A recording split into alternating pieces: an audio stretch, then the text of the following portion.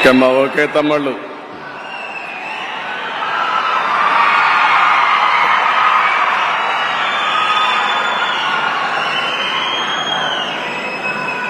గౌరవనీయులు, ఈరోజు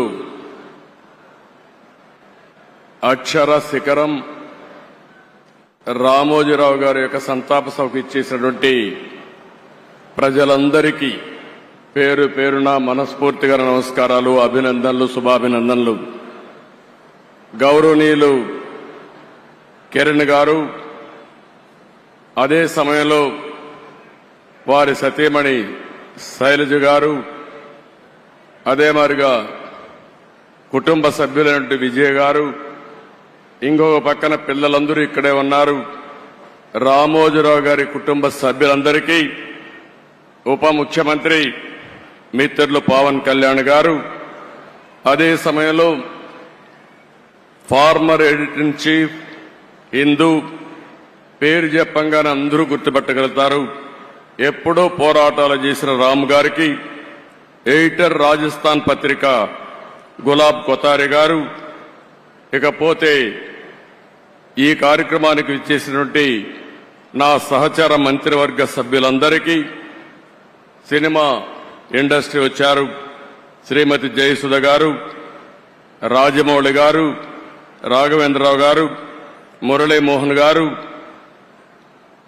అదే మరి మ్యూజిక్ డైరెక్టర్ అయినటువంటి కీరవాణి గారు, శ్యామ్ ప్రసాద్ రెడ్డి గారు, అశ్విని దత్ గారు, కేఎల్ నారాయణ గారు, సురేష్ గారు, గౌరవ శాసనసభ్యులు, ఇంకొక పక్కన ఈరోజు కృష్ణా ఎల్లా గారు ఇక్కడ ఉన్నారు. అంటే మొన్న కోవిడ్లో ఆయన తయారు చేసిన వ్యాక్సిన్ ఎవ్వరూ మర్చిపోలేము. అలాంటి కృష్ణా ఎల్లా గారు, పత్రికా విలేకరులకు అందరికీ నమస్కారాలు. ఈరోజు మనందరం కూడా ఇంత మునుపు చాలా మంది మిత్రులు మాట్లాడారు. ఎంతో చేసిన రామోజీరావు గారికి సమాజం ఏ విధంగా గ్రాటిట్యూడ్ చెప్పగలుగుతామో, ఆయన చనిపోయిన తర్వాత ఈ సంస్కరణ సభలో మనం అందరం ఇక్కడికి సమావేశం అయ్యాం. మనం చేయగలిగేది నివాళులర్పించడం, ఆయన స్ఫూర్తిని గుర్తుపెట్టుకోవడం, అదే స్ఫూర్తి భావితరాలకు అందించవలసిన బాధ్యత మనందరికీ ఉంది. రామోజీరావు గారిని చూస్తే ఇదే జిల్లా, ఇదే ప్రాంతంలో పుట్టారు. పెదపారపూడి, ఒక చిన్న గ్రామం, మామూలు కుటుంబం. కానీ ఒక వ్యక్తి అచంచలమైన విశ్వాసంతో ఏ విధంగా ఎదిగాడో దానికి ఒక ఉదాహరణ రామోజీరావు గారు అని చెప్పి కూడా నేను మీకు తెలియజేస్తున్నా. ఒకే ఒక ఎన్టీఆర్ ఉంటాడు, ఒకే ఒక రామోజీరావు గారు ఉంటారు. వారిని ఎవ్వరు కూడా జీవితంలో అధిగమించలేరు, అది ఎవరికి సాధ్యం కాదు. అలాంటి ఒక అసాధారణ శక్తి. ఆయన ఒక వ్యక్తి కాదు, ఒక వ్యవస్థ. అలాంటి వ్యవస్థను నిర్మాణం చేసిన వ్యక్తి రామోజీరావు గారు.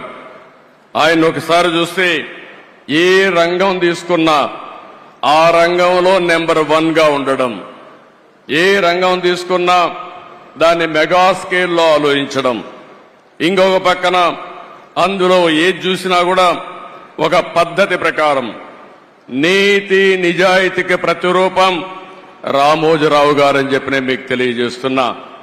ఇంకొక పక్క ఏ కార్యక్రమం చేసినా ప్రజాహితాన్ని దృష్టిలో పెట్టుకుని, ప్రజాస్వామ్యాన్ని కాపాడుతూనే రాజీ లేని పోరాటం చేసిన పోరాట యోధుడు రామోజీరావు గారని చెప్పి కూడా నేను మీకు తెలియజేస్తున్నా.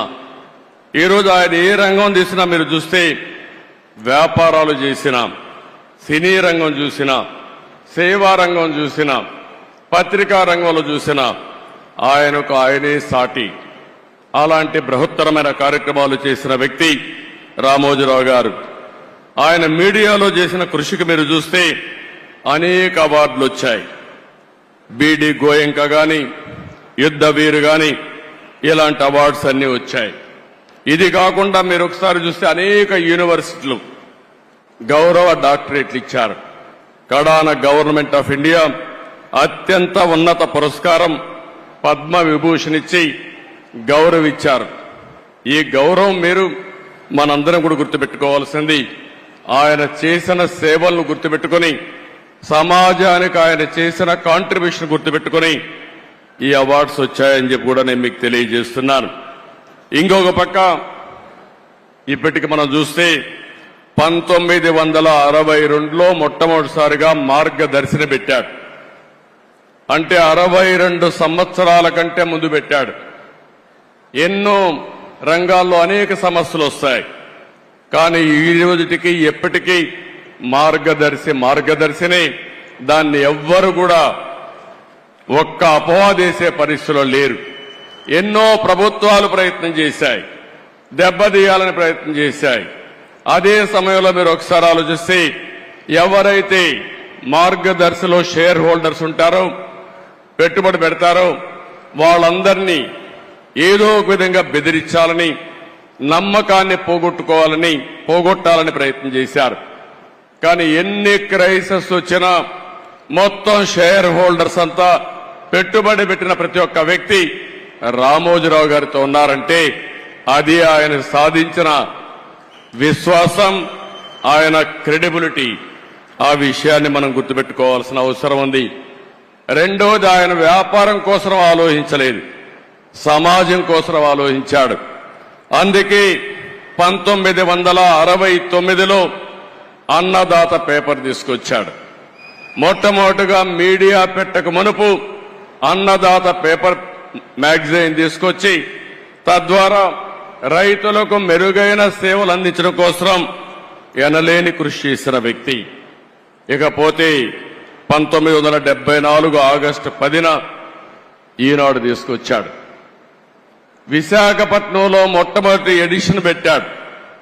మామూలుగా ఎవరైనా మీరు ఒకసారి చూస్తే ఒక ఎడిషన్ పెట్టిన తర్వాత సాటిస్ఫై అయ్యేవాళ్ళు. ఆయన ఈరోజు 5 దశాబ్దాలుగా ఈనాడు పేపర్ను అభివృద్ధి చేసిన విధానం చూస్తే ప్రజాగళంగా ఈరోజు ఈనాడు అనునిత్యం ప్రజా చైతన్యం కోసం పనిచేస్తా ఉంది.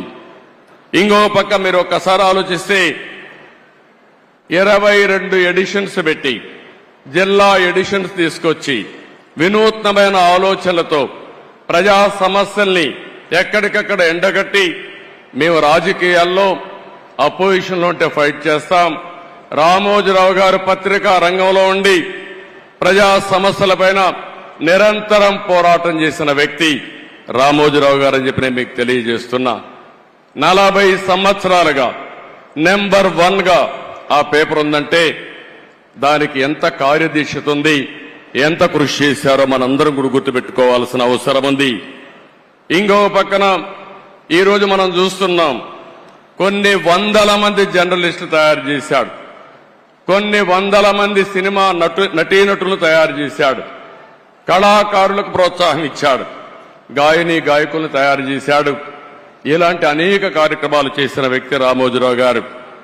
ఇంకో పక్కన మీరు చూస్తే వ్యాపారంలో మన ఇండ్ల దగ్గర తయారు చేసే పచ్చళ్ళని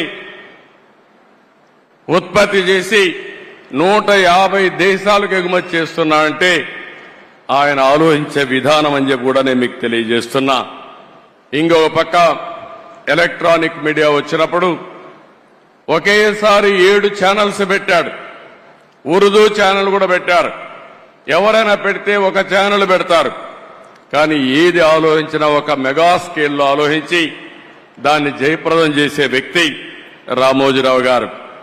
ఇకపోతే హైదరాబాద్ లో ఫిల్మ్ సిటీ ఏదైతే ఈరోజు హైదరాబాద్ అభివృద్ధి అయిన తర్వాత ఫిల్మ్ సిటీని కూడా ఎవరు కూడా ఇంత స్కేల్లో చేస్తామని, దీన్ని జయప్రదం చేసే ధైర్యం ఉండదు.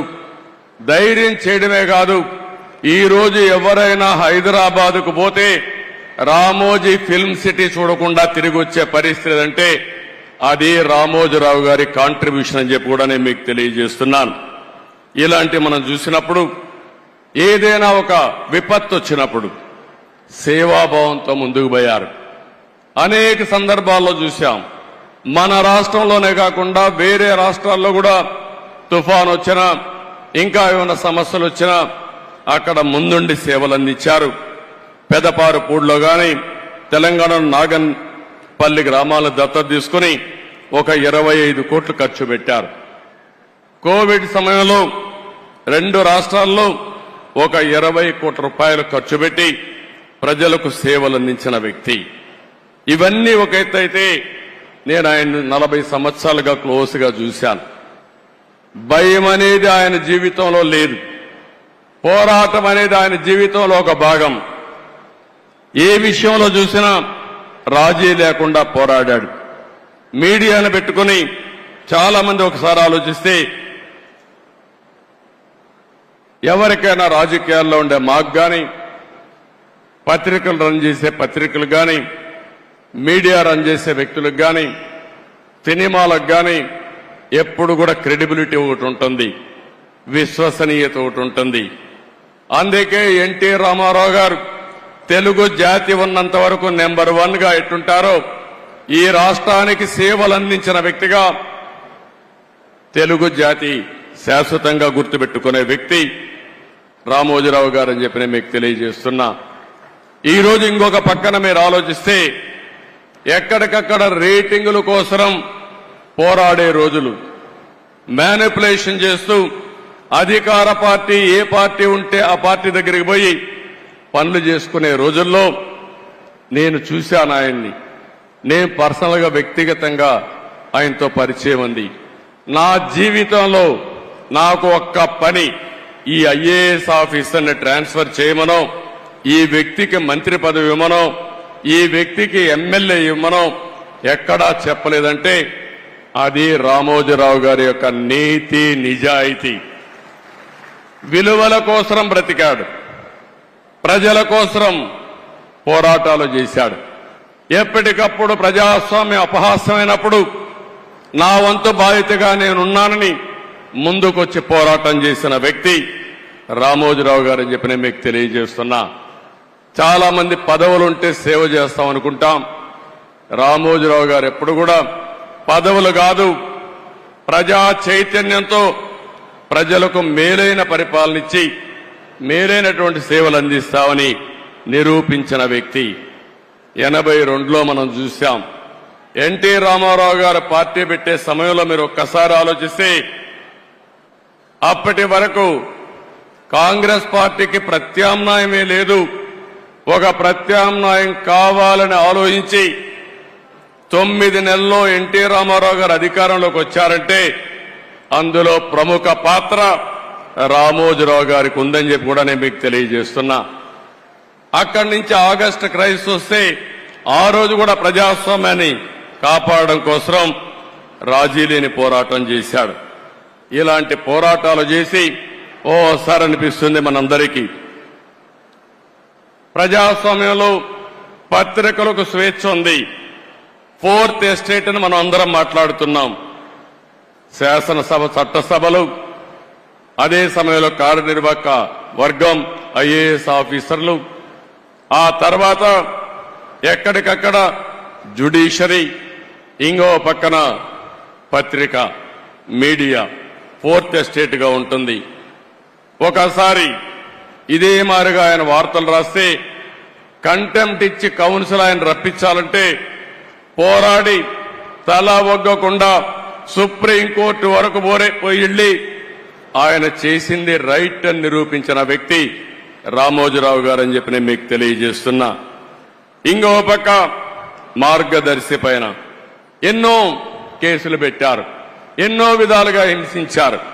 కానీ ఆయన జీవితంలో నేను చూసింది ఒకే మాట అన్నాడు, నేను సంపాదించిన ఆస్తులివి, నేను ప్రజల కోసం పోరాడుతున్నాను, అవసరమైతే ప్రతి ఒక్క ఆస్తి పోయినా నేను రాజీ పడనని చెప్పి పోరాడిన వ్యక్తి రామోజీరావు గారు అని చెప్పి నేను మీకు తెలియజేస్తున్నా.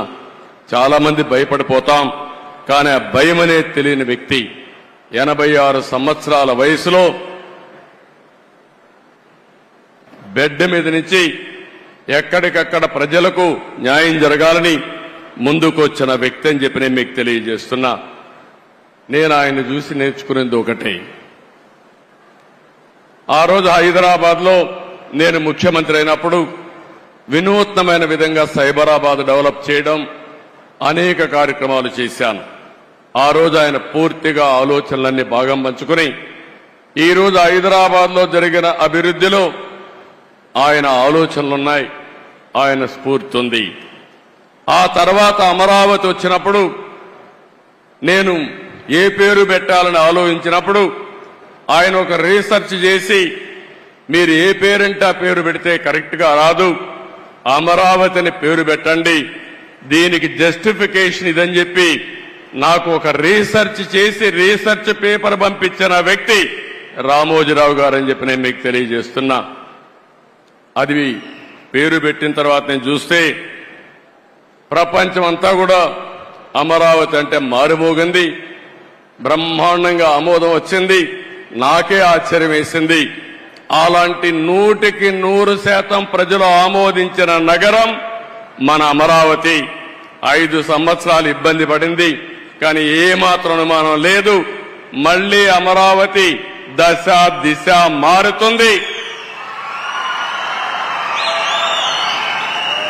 ఈ అమరావతి నగరం తెలుగు జాతి ఉజ్వల భవిష్యత్తుకు నాంది పలుకుతుందని చెప్పి కూడా నేను మీకు తెలియజేస్తున్నాను. అలాంటి సందర్భాలు చాలా ఉన్నాయి రామోజీరావు గారితో. ఆయన అందరికీ సజెషన్స్ ఇస్తారు. ఎవరో ఆయన దగ్గర పోయి ఆయన ఎవరిని పిలవడు. నేను చూసింది ఆయన జీవితంలో. ఎవరు రావాలని కోరుకోడు, కానీ ఎవరైనా వస్తే తగిన గౌరవం ఇవ్వడం, ఫ్రాంక్ గా ఆయనకు తోచిన అభిప్రాయాలు చెప్పడం ఆయనకు అలవాటు.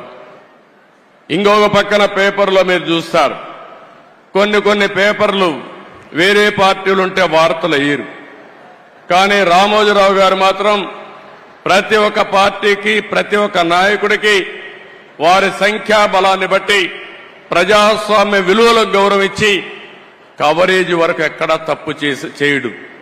ఆయన అభిప్రాయాలుంటే ఎడిటోరియల్ పేజీలో చెప్తాడు తప్ప, లేకపోతే ఎప్పుడన్నా అవసరమైతే ఇది తప్పని ఎండగడతాడు తప్ప అవతల వ్యక్తులు చెప్పిన విషయాల్ని ఎక్కడా కట్ చేసిన సందర్భాలు లేవు. అలాంటి వ్యక్తి నా జీవితంలో నా మీద ఎన్నో వార్తలు రాస్తే ఒక్కరోజు కూడా ఒకే మాట అన్నారు, మీరు రాజకీయాల్లో ఉన్నారు, నేను ఈరోజు పత్రికా రంగంలో ఉన్నాను, మన ఇద్దరం కలిసినా మీరు ఎన్నిసార్లు కలిసినా నా స్వేచ్ఛకు భంగం రాకూడదు, మీ స్వేచ్ఛకు కూడా భంగం కలిగించను, నేను మిమ్మల్ని ఏమి అడగను, నన్ను మీరేం అడగద్దని చెప్పి 40 సంవత్సరాలు నమ్మిన సిద్ధాంతం కోసం పనిచేసిన వ్యక్తి రామోజీరావు గారని చెప్పి కూడా నేను మీకు తెలియజేస్తున్నా. అలాంటి మహనీయుడు, రాష్ట్రం కోసం పాటుపడిన వ్యక్తి, విలువల కోసం ప్రతిరోజు పనిచేసిన వ్యక్తి. ఓసారి అనిపిస్తుంది అందరం కోరుకుంటే కూడా రాదేమో, కానీ ఆయన ఒకటే కోరుకున్నాడు, నేను పని చేస్తూ చనిపోవాలని ఆయన కోరిక. అదే చివరి రోజుల్లో జరిగిందని చెప్పి కూడా నేను మీకు తెలియజేస్తున్నా. నిరంతరం పనిచేయాలనేది ఆయన ఆలోచన. మనం చాలా మంది ఉంటాం, చాలా మంది ఆలోచిస్తాం, కానీ కొంతమంది ఆ విధంగా ఆలోచించగలుగుతారు. కడాన ఆయన చనిపోవడం తథ్యం. చనిపోయేటప్పుడు ఏ విధంగా చేయాలనో కూడా చెప్పి, ఆయన ఎక్కడ అంత్యక్రియలు చేయాలనో చెప్పిన వ్యక్తి, దానికి అరేంజ్ చేసిన వ్యక్తి. ఆయన ఒకటే చెప్పాడు, నేను చనిపోవడం తథ్యం, నేను చనిపోయిన తర్వాత కూడా రామోజీరావు గారు ఏం చేశారో ప్రజలు గుర్తించే విధంగా స్ఫూర్తిదాయకమైన జీవితం చేయాలనేది రామోజీరావు గారి ఆకాంక్ష. ఆ ఆకాంక్ష నెరవేరిందని చెప్పి కూడా నేను మీకు తెలియజేస్తున్నా. ఆయనకు తెలుగు భాష అంటే ఎనలేని అభిమానం, తెలుగు జాతి అంటే ఎనలేని ఆప్యాయత. ఎప్పుడు కూడా తెలుగు జాతి బాగుండాలని, భారతదేశం బాగుండాలని, విలువలతో కూడిన సమాజం ఉండాలని నిరంతరం కోరుకున్న వ్యక్తి రామోజీరావు గారు. ఇప్పుడే కొంతమంది మాట్లాడుతూ చెప్పారు, రాజమౌళి లాంటి వ్యక్తులు కూడా మాట్లాడుతూ ఒక మాట అన్నారు, ఆయన చేయాల్సిందంతా చేశారు, మనమేం చేయాలి? ఈ సందర్భంగా ఆంధ్రప్రదేశ్లో ఉండే, తెలంగాణలో ఉండే తెలుగు వారందరికీ విజ్ఞప్తి చేస్తున్నా, మనం కోరుకునేది తెలుగు జాతికి ఆయన చేసిన సేవల కోసం ఈ వ్యవస్థ చిరస్థాయిగా ఉండాల్సిన అవసరం ఉంది. ఈ లెగసీని కంటిన్యూ చేయాల్సిన అవసరం ఉంది. అందుకే కిరణ్ గారిని వారి కుటుంబ సభ్యులను కోరుతున్నా. అదే మరి వారి పిల్లలు ఉన్నారు ఇక్కడ. ఆయన స్థాపించిన వ్యవస్థ ఆయన కుటుంబ సభ్యులదే కాదు, 10 కోట్ల తెలుగు ప్రజానికన్నది ఆయన ప్రజల ఆస్తి.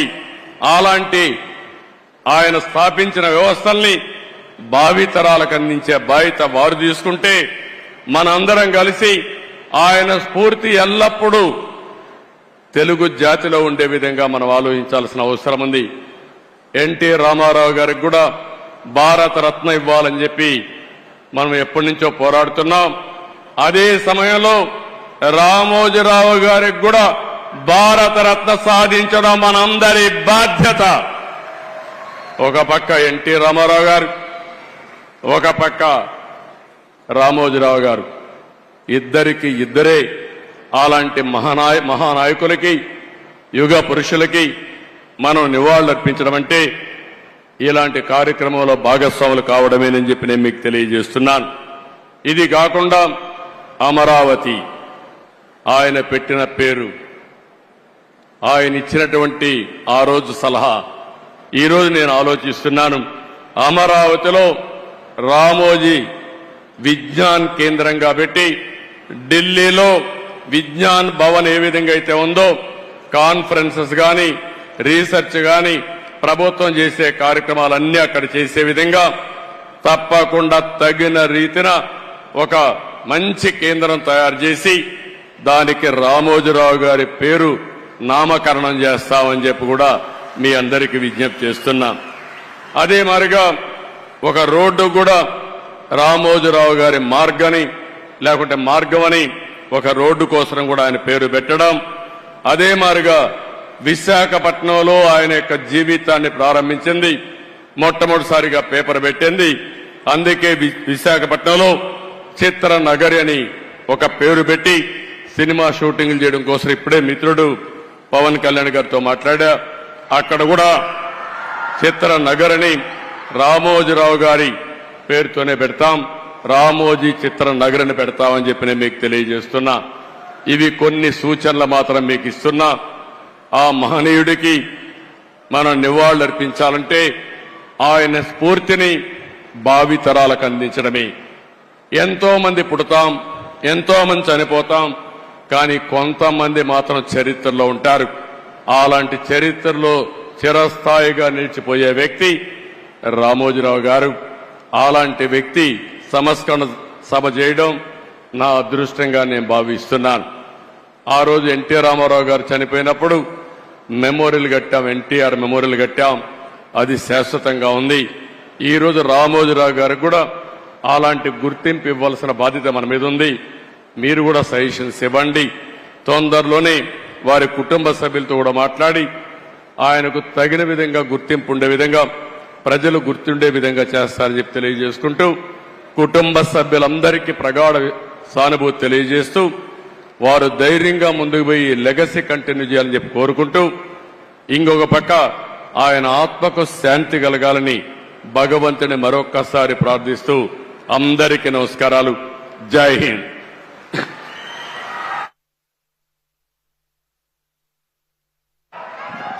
Thank you sir, thank you very much. మీరు ప్రతి ప్రసంగంలోనూ స్ఫూర్తిదాయకంగా మాట్లాడతారు. ఈరోజు మాట్లాడిన మాటలు చాలా అమూల్యమైనవి. ఒకే ఒక ఎన్టీఆర్, ఒకే ఒక రామోజీరావు గారు, అలాగే మీ అభిమానులకు మా అందరికీ ఒకే ఒక చంద్రబాబు నాయుడు గారు రాష్ట్రాన్ని ముందుకు తీసుకెళ్ళడానికి, సంక్షేమం, అభివృద్ధి చేయడానికి. ఈ సందర్భాన మేడం శైలజా కిరణ్ గారి చేతుల మీదుగా రాష్ట్ర ప్రభుత్వానికి 10 కోట్ల చెక్ని అందించబోతున్నారు. As a part of Ramoji foundation corporate social responsibility ఇప్పటి వరకు 110 కోట్ల సిఎస్ఆర్ ప్రాజెక్ట్స్ ని చేపట్టడం జరిగింది. అటు తెలంగాణలో, ఆంధ్రాలో కూడా గ్రామాల్ని దత్తత తీసుకుని అక్కడ కావాల్సిన ఏర్పాట్లన్నీ చూస్తున్నటువంటి రామోజీ ఫౌండేషన్ ద్వారా rural development, social welfare activities, అలాగే old age homes, Ramoji academy of movies, మరియు లక్ష్య అంటూ స్పోర్ట్స్ డెవలప్మెంట్ ఇనిషియేటివ్ కూడా తీసుకుంటున్నారు. మరి ఈ వేదిక మీద 10 కోట్ల చెక్కుని రాష్ట్ర ప్రభుత్వానికి అందిస్తున్నారు. రామోజీ ఫౌండేషన్ పక్షాన శైలజ కిరణ్ మరియు కుటుంబం